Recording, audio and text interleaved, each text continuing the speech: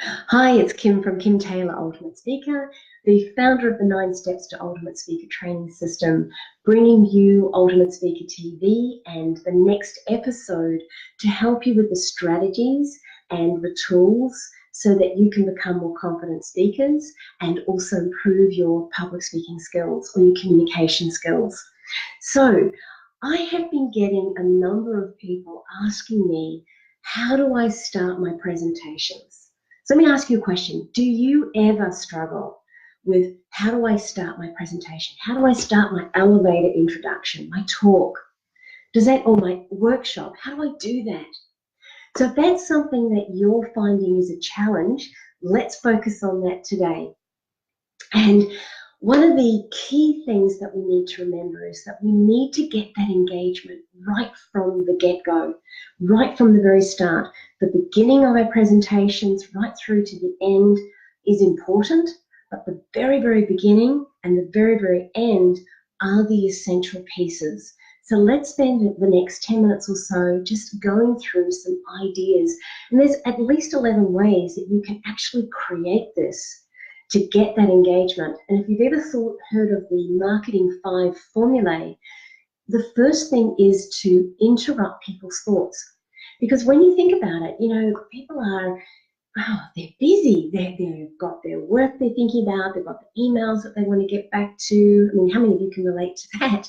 The kids to pick up from school. They're thinking about the workload at their desk. And it's like, this is the next thing that needs to be done. But oh my gosh, how can I focus on you and that? So what we want to do is cut through that noise to interrupt what's happening for them so that we can give them the best value. And that's the key thing. We want to give them the best value that we possibly can, but we've got to get their attention. And one of the key things is we need to earn their respect and we need to earn their attention. We can't just go in there and say, hey, you're going to listen to me and expect them to do that because people are busy. So that's the reason why we need to create that engagement from the get-go. Okay, and just to share with you, I was at the Inspire Youth Forum on Saturday with my husband Chris, and there was a whole bunch of us, there were like 300 people there, and it was amazing. And why I share this is that there were 8 different speakers, and they're all so different in their presentation. It was brilliant watching it and listening to how they engaged their audiences. So let's share with you some tips on how you can do that as well, and to give you some cool things. And of course, there's so much to share with you on this, but we'll have this for just a snippet of time. And of course, you can always ask me questions, by all means. Always private message me or go in and book us a complimentary session. That's all good. So let me ask you a question. In fact, no, let me do better than that. Let me share you an example of how this could be done. Now, some time ago, I received a beautiful gift. And what I love about my husband, Chris, is that he always thinks of such thoughtful gifts for me. And he brought home this DVD, which, funnily enough, I had had my eye on. Now, it's an oldie and it's a goodie, and you may remember it. It was called What the Bleep Do We Know? And he brought it home. I couldn't believe it, because the interesting thing was that I had, as I say, decided that I wanted to be getting this DVD, but I also was thinking, gosh, I actually want to create some more resourcefulness, more positive thinking in my life. And What the Bleep Do We Know seemed to be the perfect DVD that I was looking for some answers to create that intention. And one of my favourite mentors on there is Dr. Joe Dispenza, who, of course, is on the Sunshine Coast and touring Australia at the moment. How exciting. So here he was. And I did actually just print off something that he says. See if you can relate to this. So when I create my day and out of nowhere, things happen that are so unexplainable, I know that they are the process of my creation. And the more I do it, the more I know I'm building the neural networks in my brain. And that I can accept, and from this, I can accept the possibilities more and more because of this. And this gives me the power and the incentive to do this the next day. So I'm just curious, Have you ever woken up in the early hours of the morning, it might be 2 or 3 o'clock in the morning, and started worrying about, what you had to do the next day, or something that was just not quite sorted out, a bit of a challenge that you're having? Who's ever done that? Yeah, I think we all have, haven't we? And have you ever woken up first thing in the morning and thought, oh, do I have to go to work? I want to just go off sailing, or I just want to go and play with my kids, or I just want to go off and, have some time out with my husband. So if you've ever thought that, yeah, you might relate to that. So imagine if you could create your day, if you could wake up in the middle, wake up first thing in the morning and go, wow, I can just imagine what it is and put my intention out and create what that is. Do you think that would be possible? Okay, so let's just recap what I've done. And I expanded a little bit, but that's okay. I tapped into your world with a story. I introduced my husband Chris and told him about the DVD that he bought for me. That was my own personal story.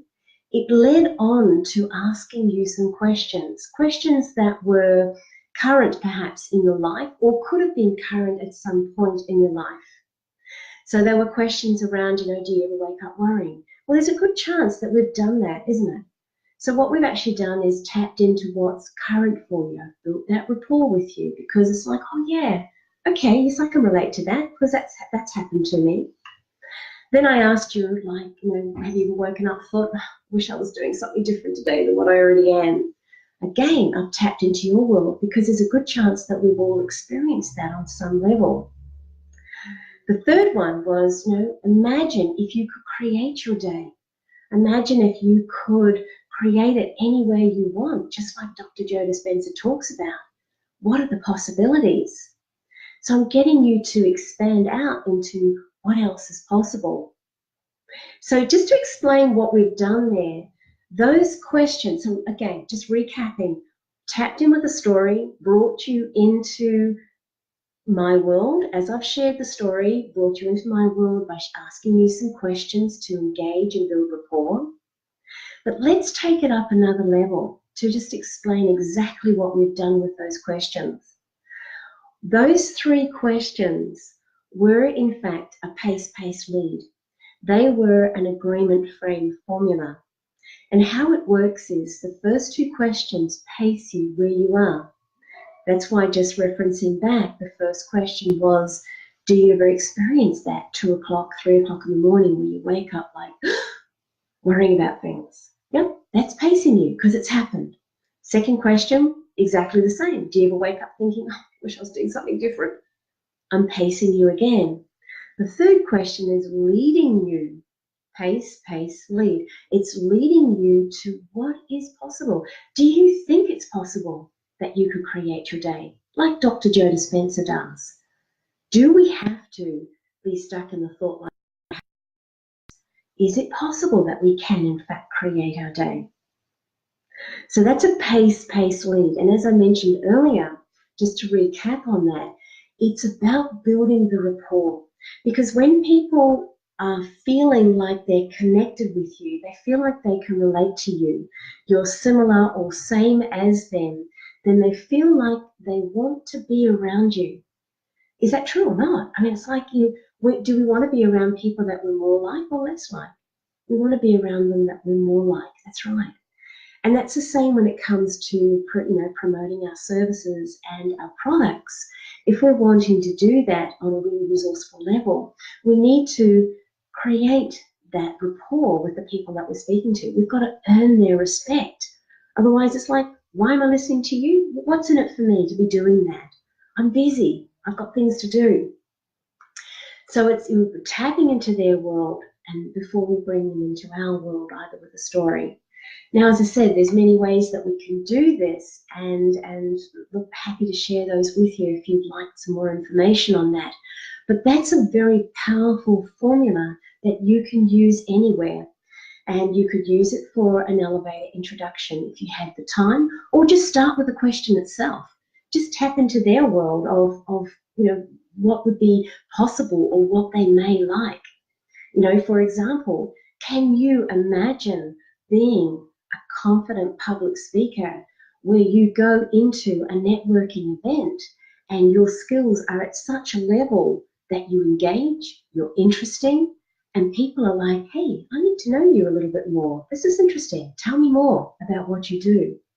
Okay, so you're tapping in, you want to go in there. And when you have those skills of asking questions where that's what people want, then they're going to be listening.